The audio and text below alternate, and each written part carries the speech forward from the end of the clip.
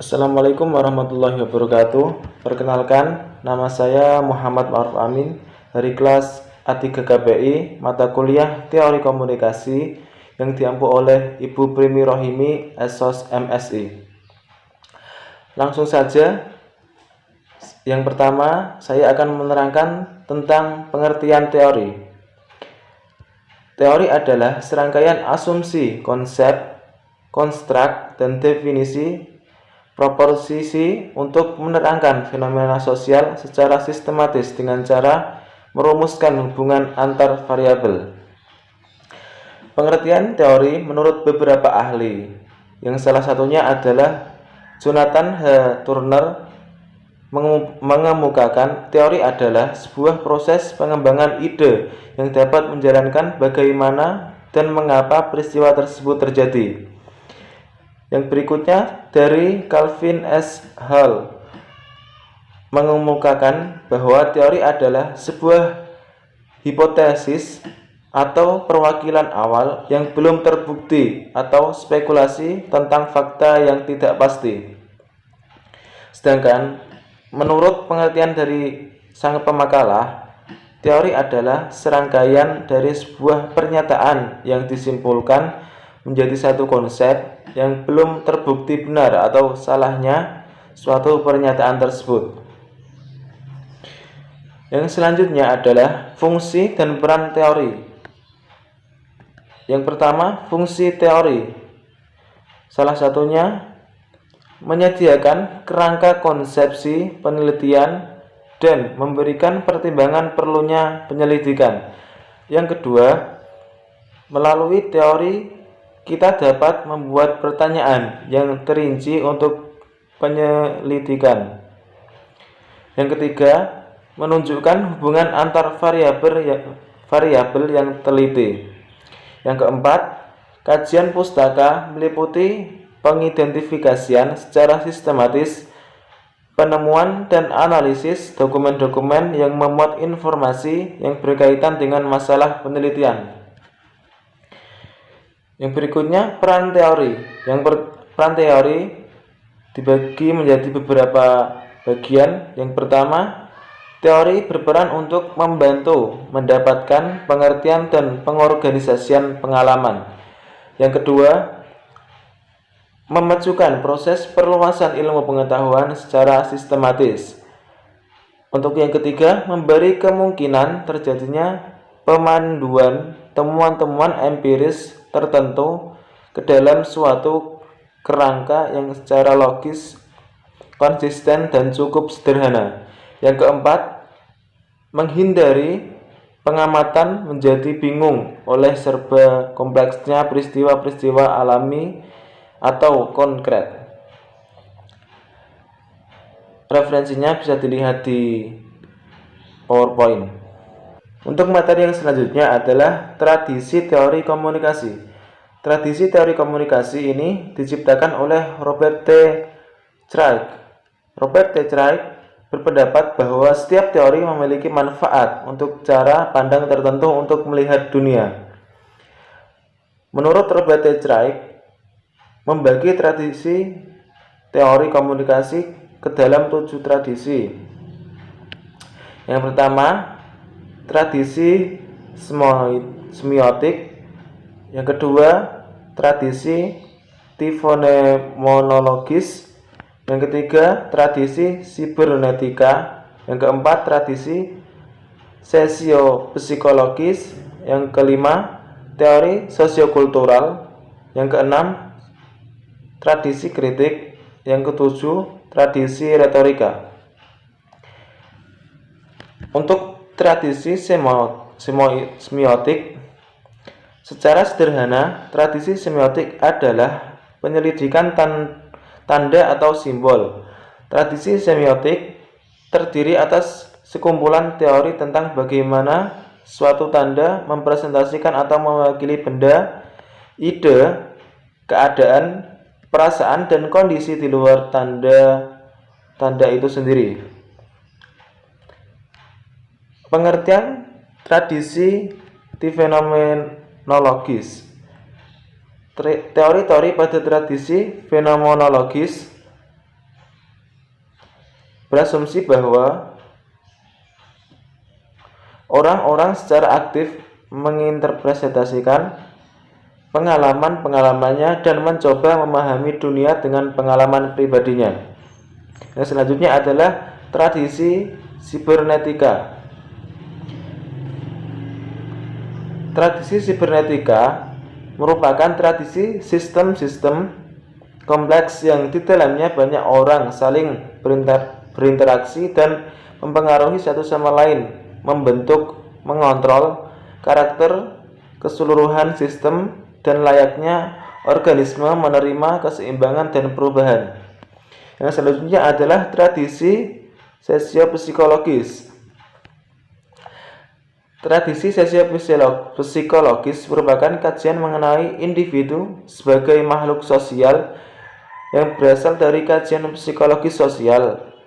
Tradisi-tradisi ini berfokus pada perilaku sosial individu, variabel psikologis, efek individu, kepribadian dan sifat, persepsi serta kognisi. Yang selanjutnya adalah tradisi sosiokultural.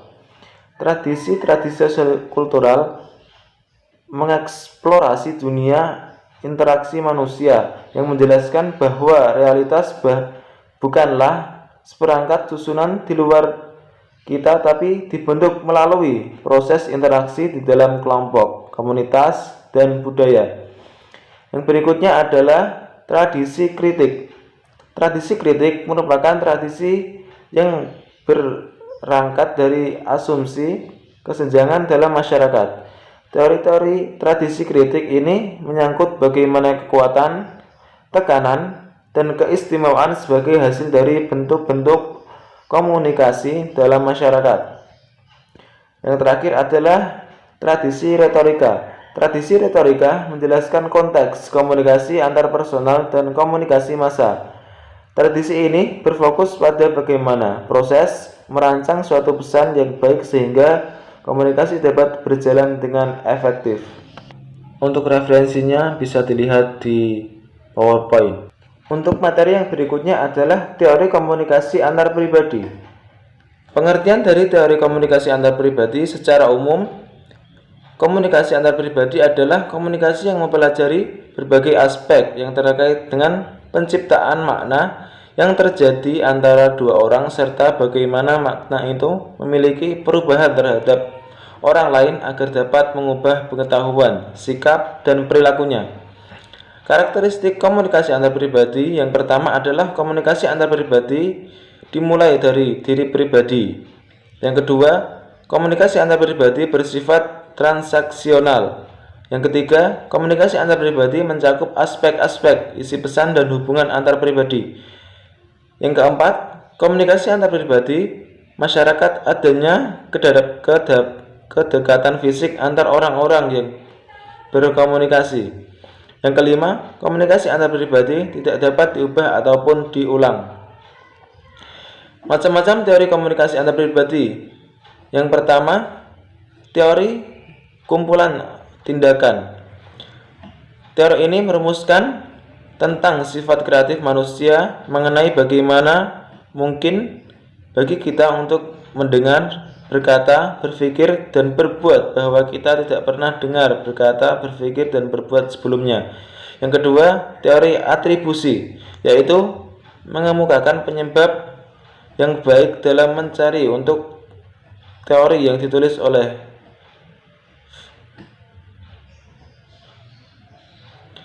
Yang kedua adalah teori atribusi, yaitu mengemukakan penyebab yang baik dalam mencari untuk teori.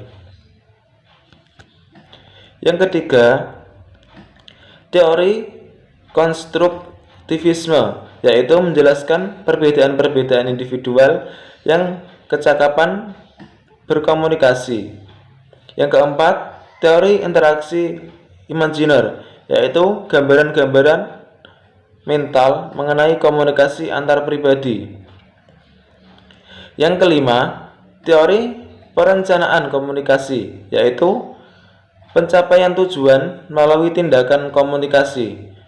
Yang keenam, teori pembentukan relasional, yaitu teori yang menyajikan perubahan hubungan sebagai hasil navigasi individu dan negosiasi secara internal. Yang ketujuh, teori reduksi ketidakpastian. Teori ini dirumuskan oleh Charles Berge dan Richard Calabrese. Teori ini mengasumsikan bahwa orang ingin interaksi stabil dan dapat diprediksi yang dapat membantunya mengurangi ketidakpastian tentang orang lain dan berbagai kejadian atau peristiwa lainnya. Yang kedelapan, teori akomodasi komunikasi. Teori ini dikembangkan oleh Howard pada tahun 1973. Teori ini menjelaskan ketika berkomunikasi, seseorang akan mengurangi atau menambahi perbedaan antara dirinya dan orang lain. Yang kesembilan, teori analisis percakapan. Teori ini fokus pada interaksi dalam percakapan, setiap berbagai gerakan oleh komunikator dan bagaimana mereka mengelola dan mengatur aturan pembicaraan sebagaimana yang terlihat jelas pada pelakunya.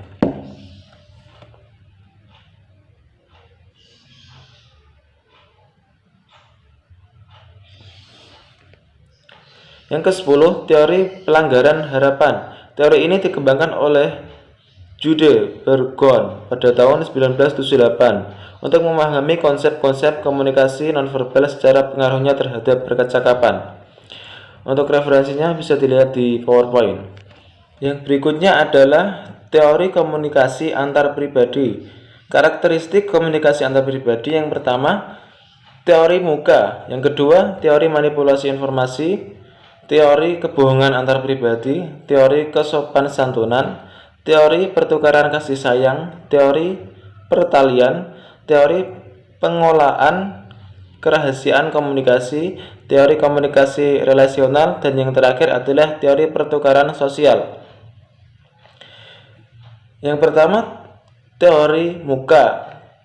Teori ini membantu untuk memahami dua aspek penting tentang interaksi. Yang kedua, teori manipulasi informasi. Teori ini mengembangkan dan menjelaskan bagaimana seseorang bermain informasi dengan cara menipu dalam interaksi antar pribadi. Yang ketiga, teori kebohongan antar pribadi merupakan teori yang memfokuskan diri pada dual relation dialog dari komunikasi yang memiliki unsur penuh kebohongan. Yang keempat, teori kesopanan santunan. Teori ini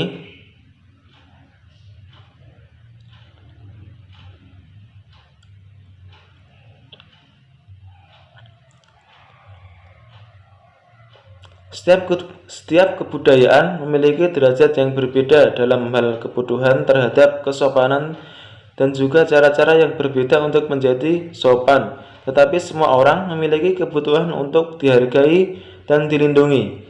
Yang kelima, teori pertukaran kasih sayang. Teori ini bertujuan untuk menerangkan mengapa umat manusia mengkomunikasikan kasih sayang terhadap satu sama lain dan dengan konsekuensi tertentu. Yang keenam, teori pertalian merupakan teori yang mengamati hubungan yang terjalin antar perilaku dalam sebuah komunikasi. Yang ketujuh, teori pengelolaan kerahasiaan komunikasi. Teori ini dibuat untuk mengembangkan sebuah pemahaman berdasarkan bukti mengenai cara orang mengatur pengungkapan dan penyembunyian. Yang kedelapan, teori komunikasi relasional. Teori yang memberikan sebuah pemahaman teoritis dan praktis tentang proses-proses mengenai saling berhubungan dengan orang lain dan bagaimana pola-pola diperankan bersama partisipan mengenai komunikasi mempengaruhi kehidupan rasional mereka. Yang kesembilan, teori pertukaran sosial. Teori pertukaran sosial merupakan bagian dari teori komunikasi antar pribadi yang menggambarkan dan mengurangi bagaimana seseorang memasuki suatu hubungan sosial dengan mempertimbangkan timbal balik dari suatu hubungan. Untuk referensinya bisa dilihat di PowerPoint. Yang selanjutnya adalah teori komunikasi kelompok. Pengertian dari teori komunikasi kelompok adalah adanya interaksi individu dengan individu lain sehingga adanya sebuah kelompok untuk mengadakan kegiatan, rapat, konferensi, dan kegiatan lainnya. Karakteristik komunikasi kelompok yang pertama, komunikasi kelompok bersifat formal. Yang kedua, komunikasi kelompok terorganisir. Yang ketiga, komunikasi kelompok terlembagakan. Yang keempat, komunikator dalam kelompok ini haruslah yang pertama mencoba mengisolisir beberapa proses yang sederhana dan mudah dimengerti dari sekian banyak proses-proses yang timbul secara simultan. Yang B, menggunakan beberapa istilah yang akan memudahkan untuk mengorganisir pengamatan. Macam-macam teori komunikasi kelompok. Yang pertama, teori keseimbangan. Teori ini berusaha menerangkan bagaimana individu-individu sebagai bagian dari struktur sosial, misalnya sebagai suatu kelompok cenderung untuk menjalin hubungan satu sama lain. Yang kedua, teori sistem A, B, X, Newcomb. Sistem itu merupakan perluasan dari teori interpribadi dari Heidegger sampai kepada interaksi antar anggota kelompok yang hanya terdiri dari dua anggota saja. Yang ketiga, teori proses perbandingan sosial. Menurut Festinger, dalam teorinya tentang proses-proses perbandingan sosial, Leon Festinger membedakan antara kenyataan fisik dengan kenyataan sosial. Yang keempat, teori pertukaran sosial. Teori pertukaran sosial, model Thibault dan Kelley mendukung asumsi-asumsi yang dibuat oleh Hamas dalam teorinya tentang proses pertukaran sosial. Asumsi tersebut khususnya mengatakan bahwa interaksi manusia mencakup pertukaran barang ataupun jasa serta tanggapan-tanggapan individu yang muncul melalui interaksi di antara mereka mencakup imbalan sekaligus pengeluaran. Yang kelima, teori sosiometris dari Moreno. Sistematis sosiometris dapat diartikan sebagai pendekatan teoritis dan metodologis terhadap kelompok-kelompok yang diciptakan mula-mula oleh Moreno. Referensinya bisa dilihat di PowerPoint. Berikutnya adalah lanjutan dari teori komunikasi kelompok. Yang pertama, teori analisis proses interaksi. Teori klasik yang dikembangkan untuk menjelaskan pola diskusi kelompok terutama dalam hal kepemimpinan. Yang kedua, teori konvergensi simbolik. Teori konvergensi simbolik yang dikembangkan oleh Ernest dengan kelompok mahasiswa Universitas Minnesota menemukan proses sharing fantasi. Jadi konsep teori konvergensi simbolik adalah tema fantasi. Tema fantasi adalah pesan yang didramatisasi seperti permainan kata-kata, cerita, analogi, dan pidato yang menghidupkan interaksi dalam kelompok. Yang ketiga adalah teori analisis proses interaksi, yaitu teori klasik yang dikembangkan untuk menjelaskan pola diskusi kelompok terutama dalam hal kepemimpinan. Teori yang dicapai adalah proses pembuatan untuk menganalisis komunikasi kelompok. Yang keempat adalah teori kepribadian kelompok. Teori kepribadian merupakan studi mengenai interaksi kelompok pada bisnis, dimensi kelompok, dan dinamika kepribadian. Yang kelima adalah teori percakapan kelompok. Teori percakapan kelompok dibagi menjadi tiga, yaitu pemeriksaan masukan dari anggota, Yang kedua, variabel-variabel perantara. Yang ketiga, keluaran dari kelompok. Yang keenam adalah teori kelompok terpercaya. Teori tersebut merupakan sebuah peristiwa alamiah kelompok. Dalam hal ini, semua kelompok kecuali mereka yang dibuat di laboratorium adalah terpercaya karena merupakan bagian dari sistem yang benar. Yang ketujuh adalah teori kerja kelompok antar budaya. Teori kelompok antar budaya. Teori kerja kelompok antar budaya menurut John menggunakan model input dan proses output dalam membentuk variabel-variabel penting yang mempengaruhi fungsi kelompok. Yang kedelapan adalah teori penyusunan. Teori ini menyebutkan bahwa manusia adalah sebuah proses produksi dan reproduksi dalam berbagai macam sistem sosial.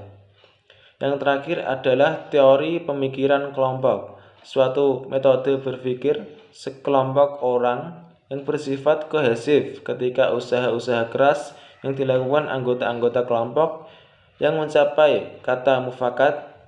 Definisi ini adalah suatu situasi dalam proses pengambilan keputusan yang menunjukkan tumbuhnya kemerosotan efisien mental, pengujian realitas, dan penilaian moral yang disebabkan oleh tekanan-tekanan kelompok. Untuk referensinya bisa dilihat di PowerPoint. Terima kasih. Mungkin itu yang dapat saya sampaikan dari materi yang sudah dipelajari. Mohon maaf apabila ada tutur kata maupun perkataan yang salah, mohon dimaafkan. Wallahul muwaffiq ila aqwamit thoriq. Wassalamualaikum warahmatullahi wabarakatuh.